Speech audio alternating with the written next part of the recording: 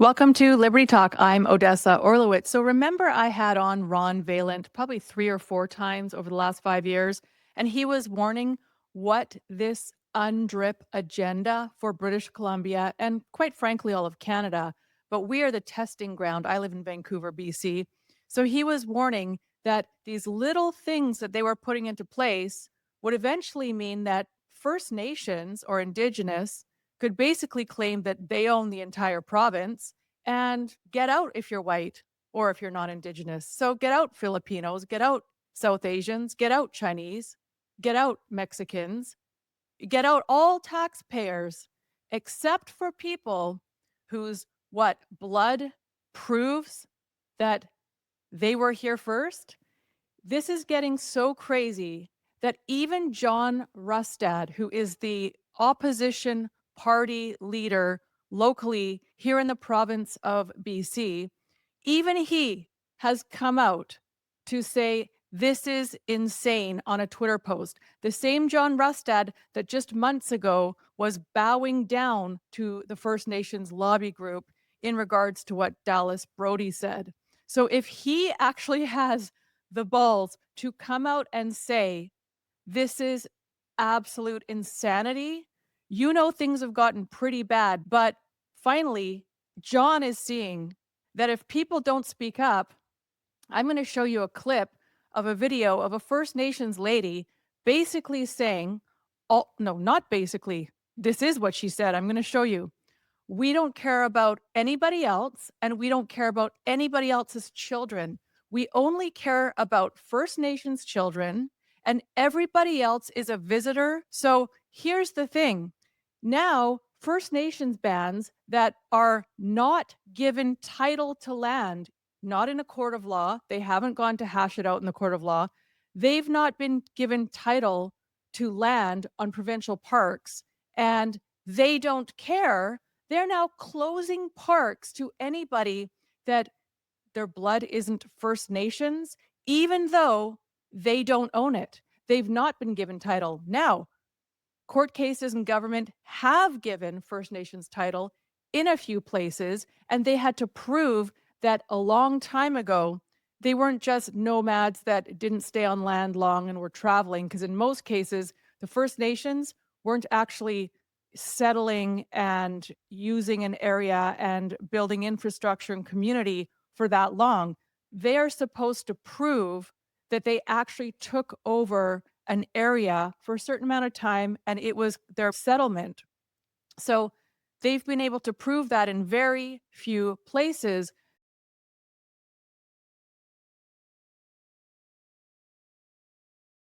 So this whole unceded territory, First Nations are now saying that anything that's unceded territory, mean not proven in a court of law that they actually owned that land, they want to declare that they own it, and they want to be able to kick off most of British Columbia population from 95% of the land. And if you don't think that's true, it has just started for the last 3 years, I believe it is. We're going to look at the video. 3 years where even though they don't have title, they've just said nobody else can come into this park unless you're First Nations.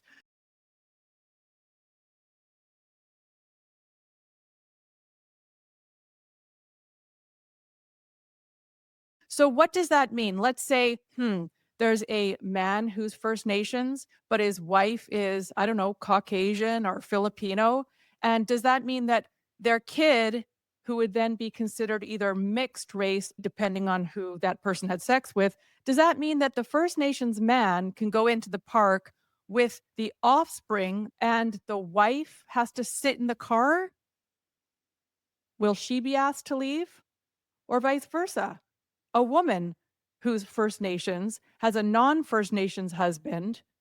Does she get to go into the park with the child because they're a mix and he doesn't? Are they going to start doing blood testing and passports? They know that the non-First Nations people, the taxpayer is paying for that provincial park upkeep, etc. They don't care that you are paying for that park with your taxes. They have kicked out anybody that is not indigenous, even though they don't own the land, and that is illegal. Now, David Eby, the NDP government, has got themselves in such a pickle, they're not doing anything about it. They're just letting it happen because this is the agenda and this is what we warned you about. These people are so racist. This woman literally says out loud, I don't care about any child except First Nations child, and the rest of you can leave BC. It is time that Canada realizes that they are on stolen land, and it's time that Canada gives it back. So how much land and where would that land be when you say it should be given back? All of this land. So the whole country? The whole country. I'm not thinking about other Canadians. I'm thinking about children. But what about the children who don't have Indigenous heritage? I'm thinking about our own. This is our land. This is our home. Everybody's just a visitor. So is she right? Give it all back? Just a little? None? Today, I bring you a sit-down report with a man named Ron Vaillant. I first came across Ron on a commentator show, Odessa Orlowitz, called Liberty Talk. And after that, many of you reached out to me asking me to do this story. And I think it's important too. How would they manage to do that without a population paying leases, paying to help out? They don't population-wise have the infrastructure to run a province and have it with the roads and all the things that they need.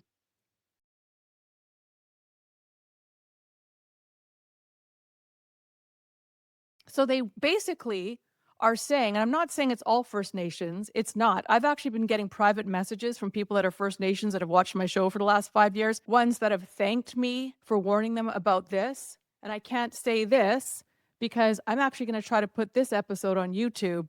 My last 3 were removed, so I'm having no luck on YouTube again, but I do want to put this one on YouTube. So I've had First Nations thank me for warning them about this and say we're really embarrassed about the way some of them are acting. But the fact that the NDP David Eby government is allowing a precedent to be set that First Nations, even though they haven't won in court, even though they don't have title, are saying only people with our blood can come in here. That means that all the other bands and nations are going to get, well, that's a great idea. We're just going to start declaring we own things, and all the other taxpayers that pay for the upkeep of that area can't come in. David Eby and the NDP Marxist government are allowing this precedent to be set 3 seasons in a row. I'm going to show you other things that are going on that basically show that everything that we've been saying for the last 5 years is starting to happen. David Eby's also made a statement that now he's allowing First Nations to veto projects. Just veto projects. They get to decide what happens in this province and what doesn't, even though they're a minute population.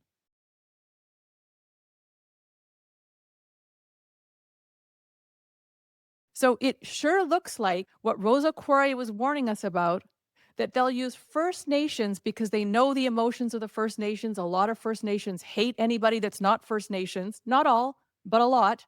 And they're getting their way. That they'll just say, oh, we own all of this land. They won't prove it. They won't prove that they weren't moving around as nomads, that they actually had settled on 95% of British Columbia, which is actually logistically impossible, so that all the plebs that are not First Nations, who are the taxpayers, who are paying the way of First Nations right now, they are going to be pushed into these mega cities where everybody lives in a Rubik's Cube, pays astronomical rent, astronomical taxes. And those people that are the tax-paying citizens that are not First Nations, they will pay all this money to live in these cramped places while the First Nation gets to enjoy everything that's not in a cramped area. And guess what? We pay for it. That's how they're going to get the majority of human beings off the land. Now, you might say, Odessa, you're exaggerating. This is only 1 park or 2 parks, or it's only that band over there that's being vicious, or that one.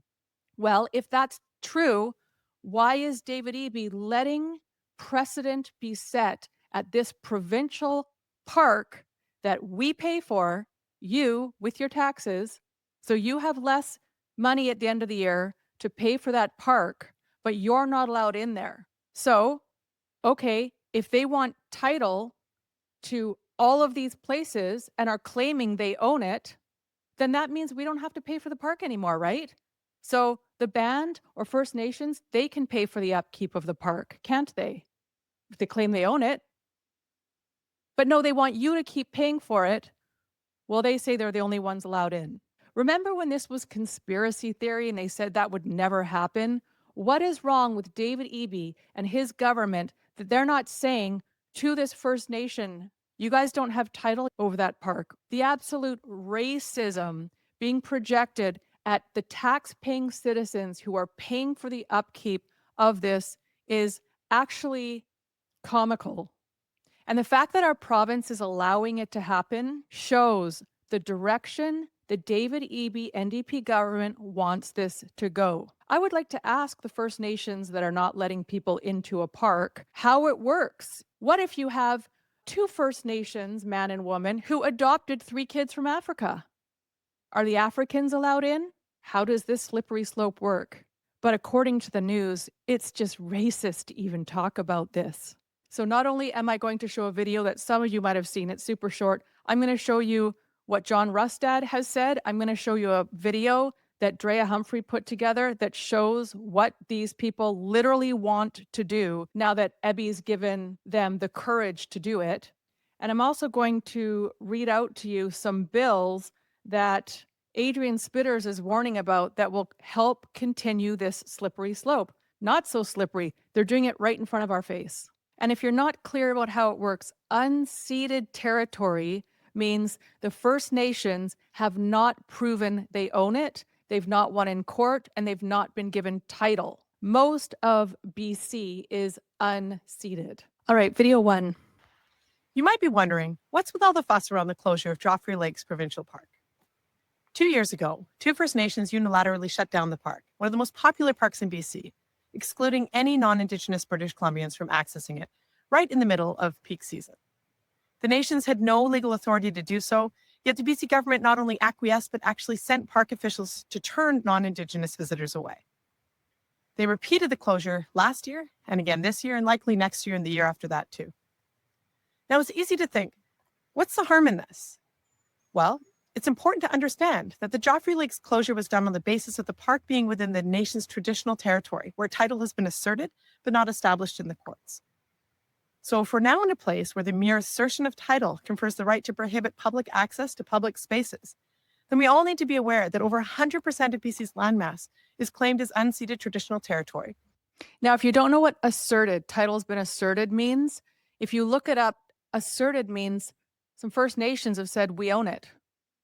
That's all it means. So I can go assert that that house across the street I own. So if I go across the street and say, I actually own that land, I actually own that house, even if I don't, I've just asserted that I own it. So the word asserted is a bit of a psyop word. I've asserted that I own that, so I do. So in other words, they just said, hey, we own it, so get out, even though they don't, and they don't own it, and they haven't gotten title. They've just declared they own it. By one or more of the province's 200 plus Indigenous groups. That means we have to ask, what would prevent more closures like this, not just in other parks, but in relation to any other public lands? The reality is it's divisive, it sets a terrible precedent, and it's just plain wrong. One thing it isn't is complicated. BC's beautiful provincial parks belong to all British Columbians. Okay, Carolyn Elliott also is quite well known in the press. She's been on mainstream media. She's a well-known presence, and she's quite well respected. So she's probably about to get canceled. But anyways, she wasn't before. She says land acknowledgements are indeed political, and it's not just universities, but elementary schools. At all assemblies after a land acknowledgement, her kids have to sing the Coast Salish anthem, an anthem for an ancestry-based group they can never belong to, let alone vote for.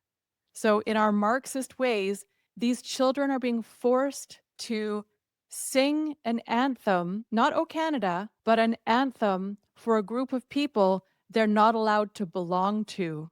and now can't use one of their parks. Do you see how twisted that is?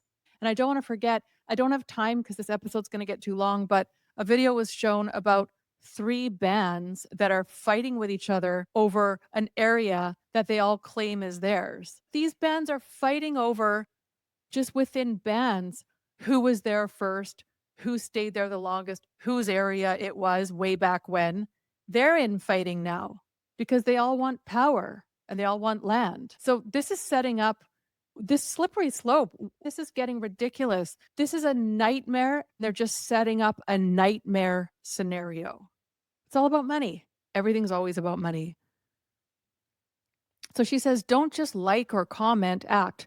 Copy the message I've made below and send it to the ministers responsible. Flood their inboxes and make them feel the pressure. It's very important that we do this. So she says, and thank you for this, send to George Heyman, Minister Environment, env.minister@gov.bc.ca. I'm going to put that in the description.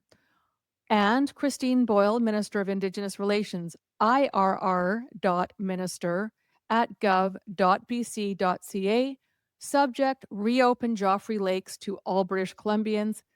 And she's even written here what you need to say. To Minister Heyman and Boyle, we are writing as citizens of BC and Canada to demand immediate and unrestricted access to Joffrey Lakes Provincial Park for all Canadians.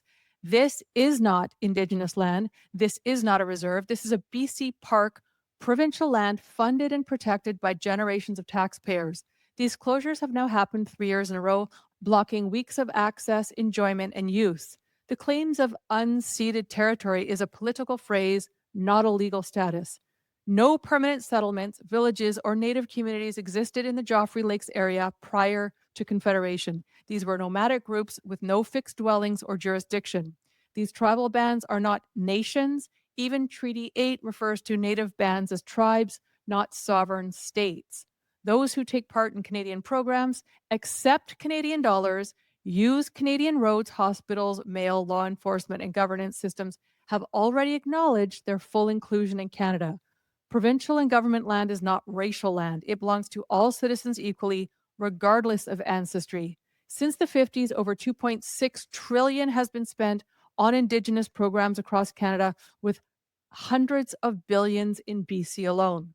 We're tired of being pushed out of every public space in the name of politics. We ask you to do your duty, restore full equal access to Joffrey Lakes now, permanently reject racially based park closures, uphold the principles that public land is for all Canadians. We built this province together. We share it together. Stop dividing it by race. Sincerely, your name and your city. Use it, send it, share it. Enough is enough. And she is right. Okay, and here's John Rustad. Projects that are in BC's public interest should be prioritized based on what's best for all British Columbians, not based on who happens to own the project. Instead, this is new, guys. David Eby's NDP is giving First Nations an absolute veto over whether or not projects in BC can be given priority status by government. This Eby veto is part of a larger pattern, and it's not normal. Good thing he's noticing. We've only been talking about it for 5 years. Anyway, British Columbians are in agreement on reconciliation and having respect for First Nations culture and rights, including title. However, BC's provincial government is supposed to govern for all British Columbians. And when he says title, he's talking about title where they've proved that they had settled there and created a community there. Continuing on, BC's provincial government is supposed to govern for all British Columbians. Eby's NDP should not be giving any special group, 1, veto on whether or not projects are prioritized by BC's government, 2, veto powers over land rights and access rights on privately owned property in BC. They've literally started to do that to people who own property. Like they have a dock that's right there that's for their boat that they've owned for 50 years. Well, First Nations come along and say, get rid of that dock. We own that piece of ocean. This is how immature they're being. And number 3, veto over access to and use of public lands in BC. So he's talking about that park. The BC NDP's Eby veto approach is setting back reconciliation. I agree with him there. driving away investment and undermining BC's economy and breaking down trust between British Columbians. What he means by trust between British Columbians, he doesn't want to say it out loud, so I'll be forced to, because this is Liberty Talk Canada. Trust between First Nations and non-First Nations. The trust is being broken because they're now literally not letting you in a park that you pay for. BC needs to end the EB veto if we want to get our economy going again, and he is not wrong. All right, they've actually had to set up something called Public Land Use Society, and Carolyn is part of this. Let me show you what this is. Everybody needs to go to this website to see what's actually happening in this province. So the board of directors is Warren Murko and Adam Pankratz and Jonas Rigaud and Dr. Carolyn Elliott. She's the director. And their mission is public land use societies dedicated to ensuring Crown land remains accessible for recreation, resource development, and economic growth while promoting responsible stewardship. We recognize the importance of protecting the rights and privilege of access to Crown land for all British Columbians and safeguarding our shared lands for future generations.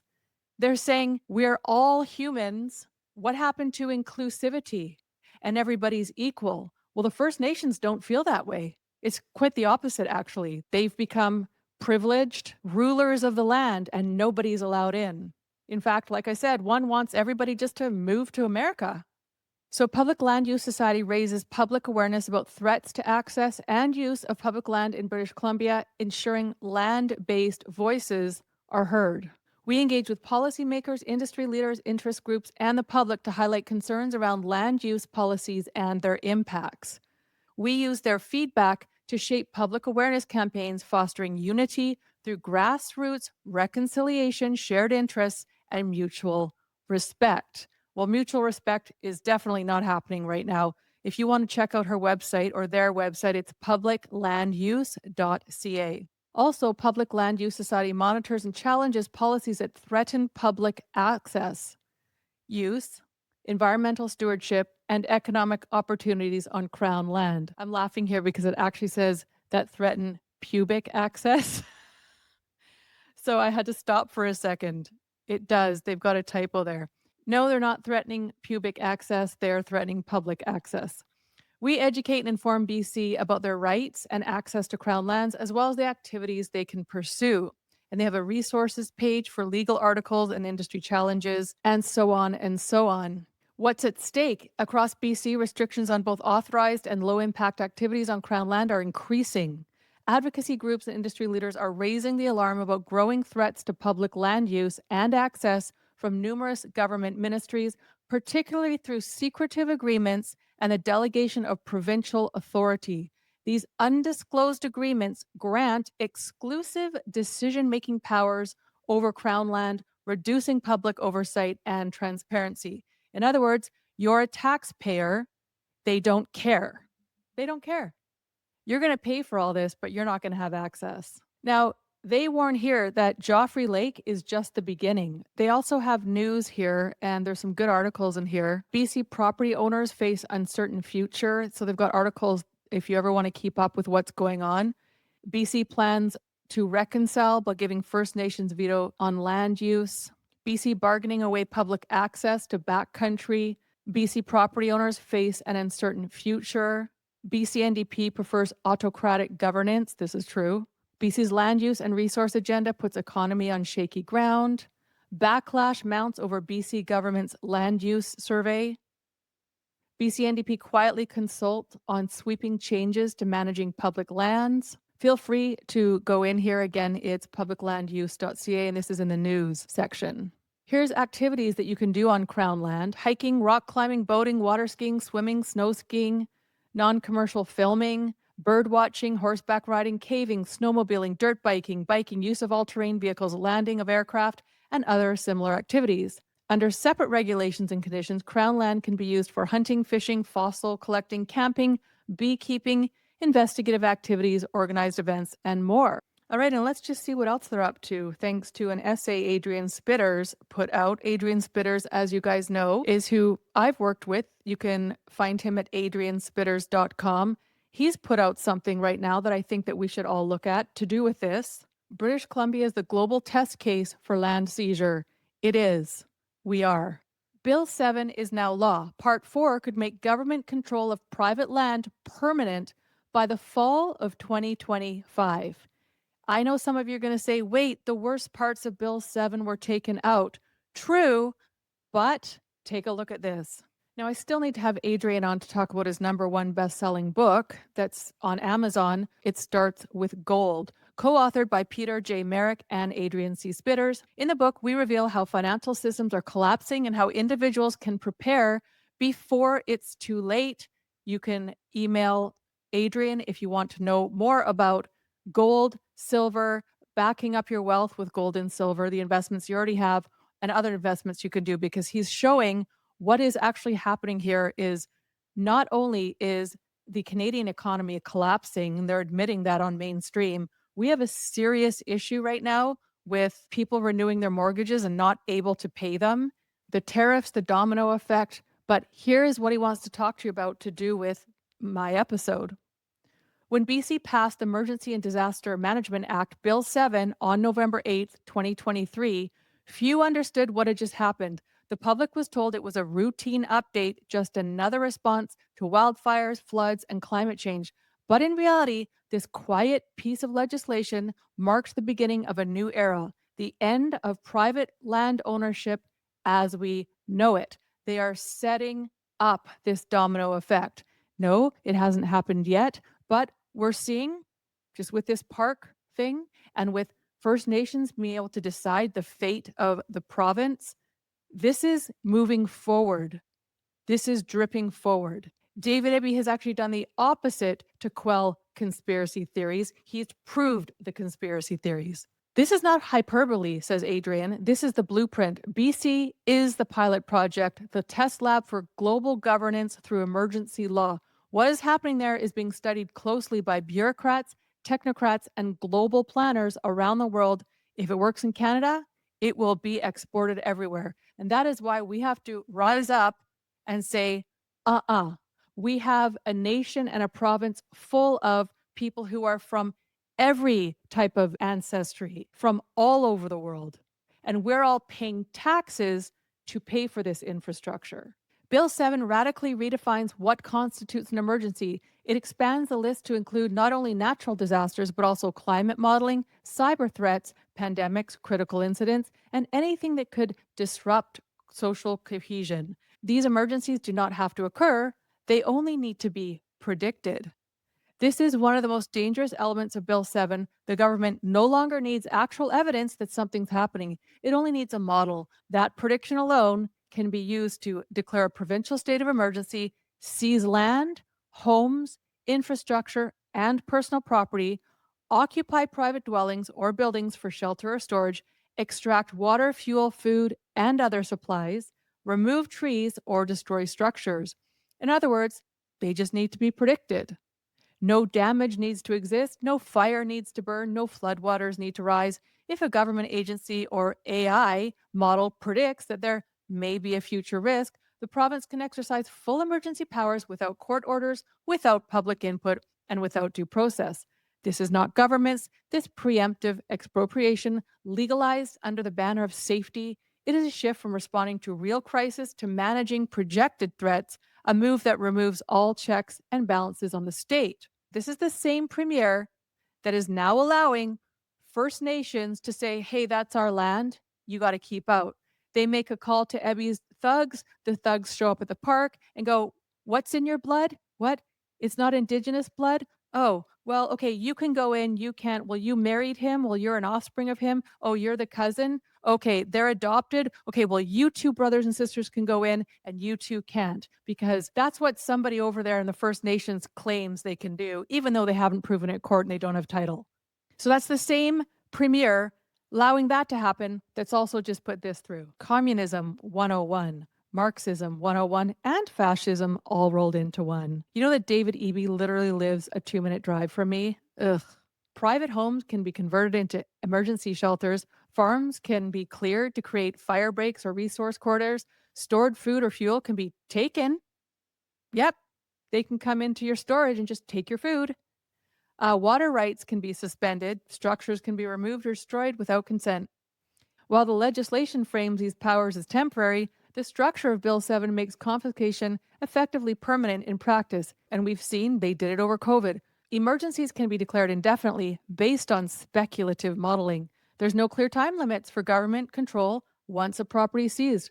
The province is not obligated to return land or compensate owners meaningfully, and Part 4 would allow Cabinet to regulate land use permanently without ledge review. Now, listen, if they're using climate change as the emergency, it'll never end then because they're saying climate change is forever, it's infinity. So this emergency will just stay. And this is not traditional expropriation, which requires a court process, transparent compensation, and judicial oversight. Instead, Bill 7 creates a model of rolling emergencies where ownership remains on paper, but use, control, and decision making are permanently handed to the state.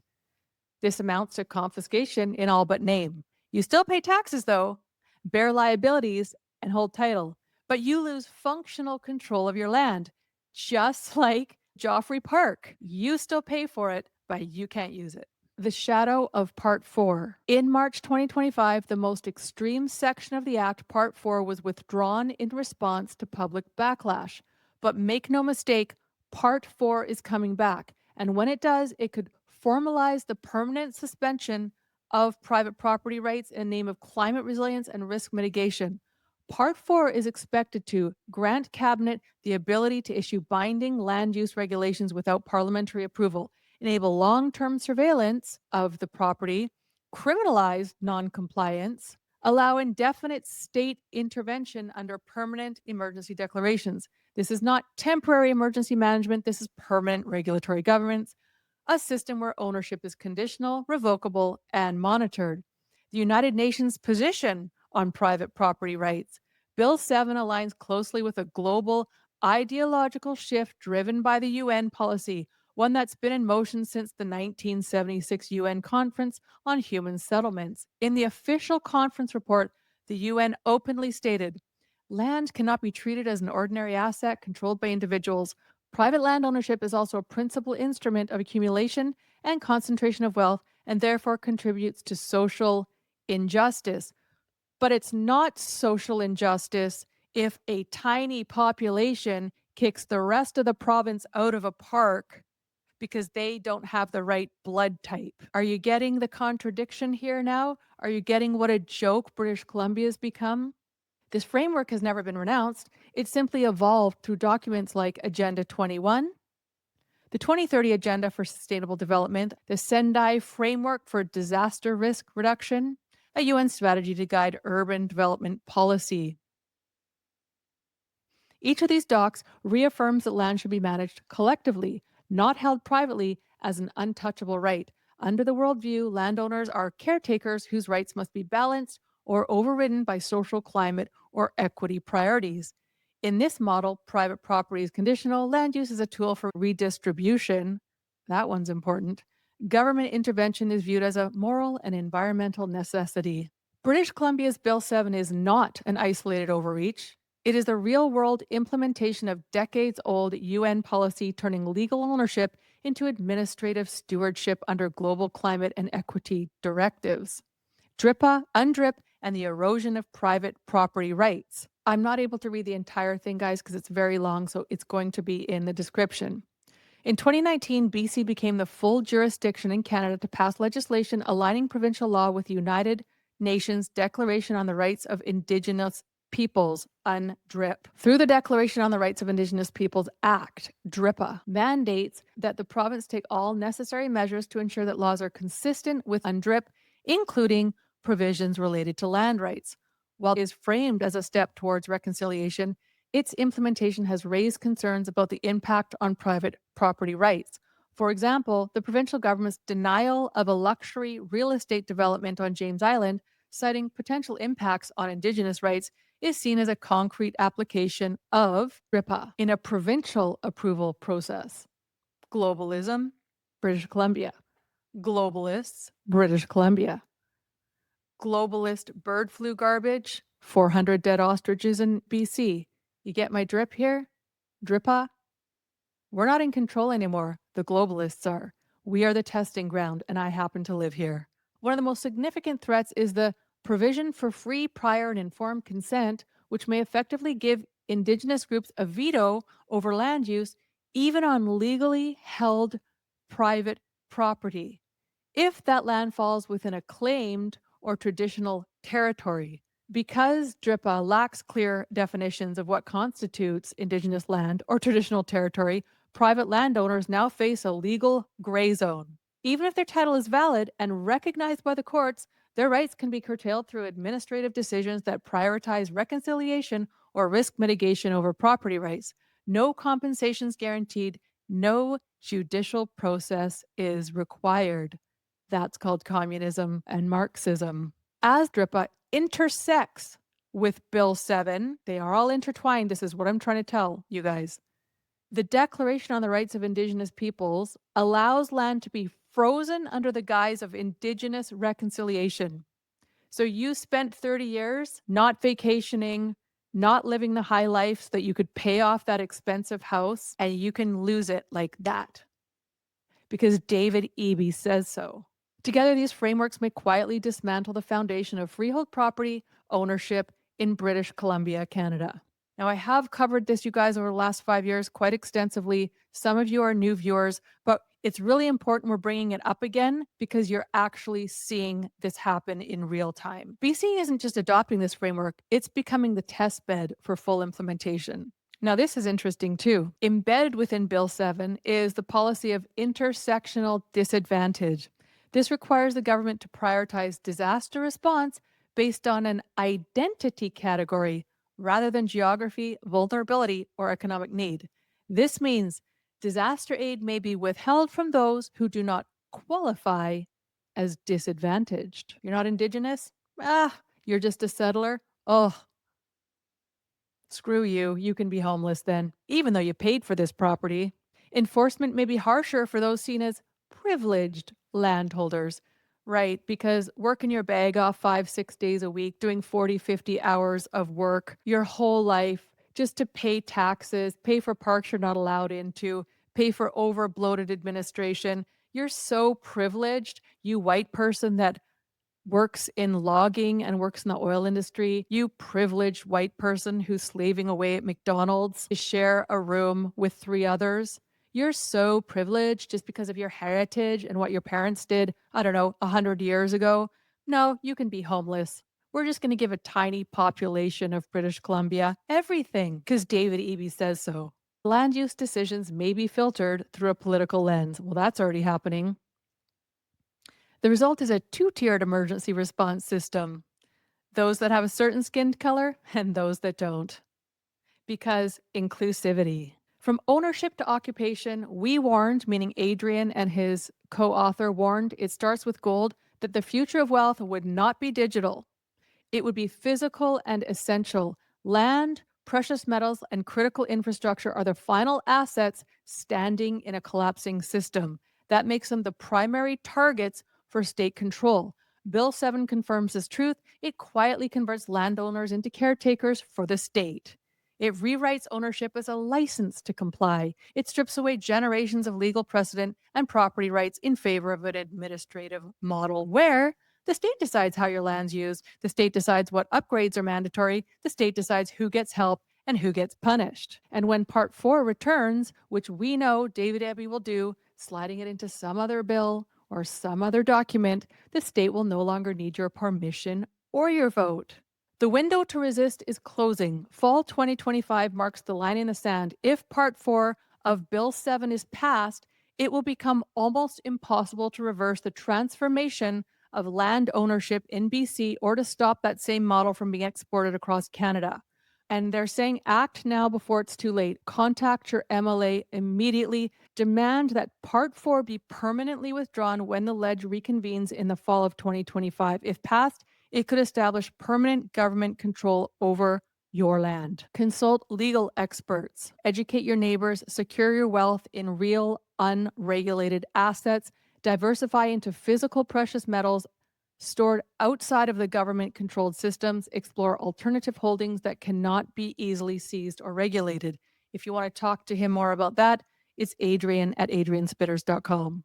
And lastly, a great video Drea Humphrey did. The globalist run World Economic Forum's vision for you and I to own nothing by the time 2030 hits, but yet still somehow be happy, may be unraveling in Canada much sooner than we thought. But here's the thing. The tool that's being used potentially to bring that to fruition may not be what you expected. The first city to go ahead and adopt UNDRIP in British Columbia is Vancouver, already pledging to prioritize housing for people of certain First Nations in Vancouver off of reserve land. Now, some of you might be watching this and saying, what's the big deal? We're on unceded territory. Well, the question that still remains is how much land are we talking about? And believe it or not, there's question about who exactly are Indigenous people when it comes to this act. Ron, he is a concerned Albertan who's been talking about UNDRIP for the last few years, and it's been falling mostly on deaf ears when it comes to our lawmakers in this country. This is the most important untold story in Canada, if not the world. UNDRIP is a United Nations document that's been 20 years in the making. And this is a book right here. And you can see it's not very thick, actually. So I would recommend people look at it. You can find it online, UNDRIP document. And I see it as a weapon of mass destruction for our societies. Because what it does, it's using the Indigenous issue, which people will acquiesce to in order to create brand new rights, usurping power and everything over other people's. It'll be a two-tiered society. So for those of you that aren't clear, this is an old video. This is from years ago. I first started speaking out about this with Ron. Well, Ron was first. I brought him on.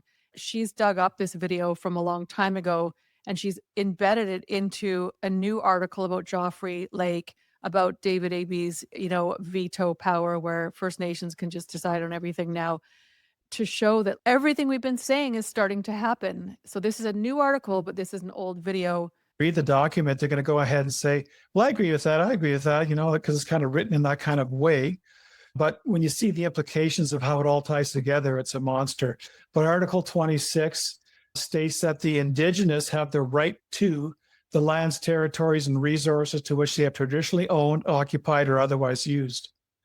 This is a very serious issue because all of the land basically in Canada now is being claimed, and that's through Bill C-15. But I want to help people and myself wrap our heads around this a little bit more, especially the connection between the UN and what we're seeing happening. But also there was, some talk about Vancouver specifically, which is now on board. Vancouver voted unanimously on June 24th, 2014, to acknowledge that the city is on the unceded territory of these bands.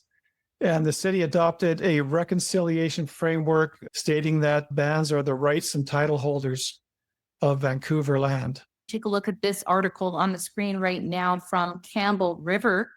This was based a couple of years ago, and that article says, British Columbians, you better wake up. And one thing I want to mention there about the declarations, when they start meetings, if they're doing that in your community, the land has already been claimed, okay? But anyhow, the UN is an entity made up of all these different countries. 50% of them are dictatorships, and they do not share our way of and our values of life.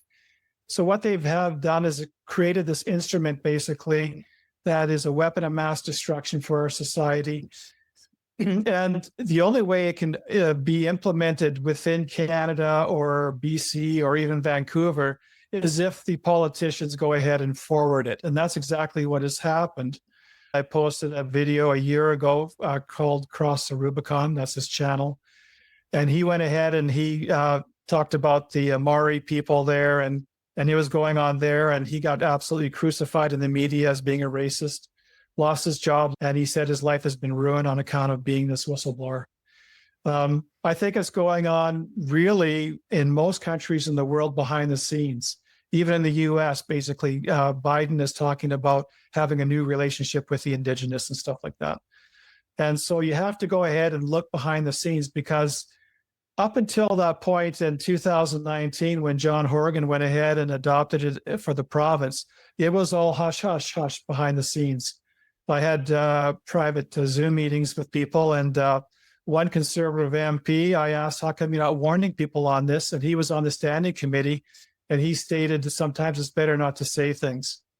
The other conservative MP, he said it's a shame that no one knows about UNDRIP. And I says, you're the official opposition. I don't see anything on your social media or YouTube. And he says, yeah, but we need help. What can be done from citizens who say, you know what? No, hold up here. We can't just be giving land based on the UN and where does that stop? What can we do? Well, yeah, it doesn't stop because it's not just land. It's a whole bunch of other things. It's governance. It's reparation, like paying for the land use. It's not allowing military to exercise on your land, on their, the land. It's claiming the waters and the resources. It's just absolutely monster. No one's going to want to be able to do business in Canada when all of this is understood. So we need to have mass awareness because it's the politicians who are implementing this. So we got to bring the fire to their feet on all of this and get them to stop it. But it's really far down the line at this point in time. Well, although I'd love to, I cannot show that entire interview too, or this episode will be like 5 hours. So I hope you enjoy the clips I've put together. Thank you so much for listening and understanding what's going on here in BC, Canada. If I was you, I would continue to invest in gold, silver, and precious metals because now our land ownership is shaky. Our mortgages are becoming shaky. The new interest rates. The economy is shaky. The tariffs are shaking things up. Everything is shaking things up. So I cannot recommend enough that you continue to invest in gold and silver or back your investments with gold and silver as it's right now a sure thing that they can't take away from you.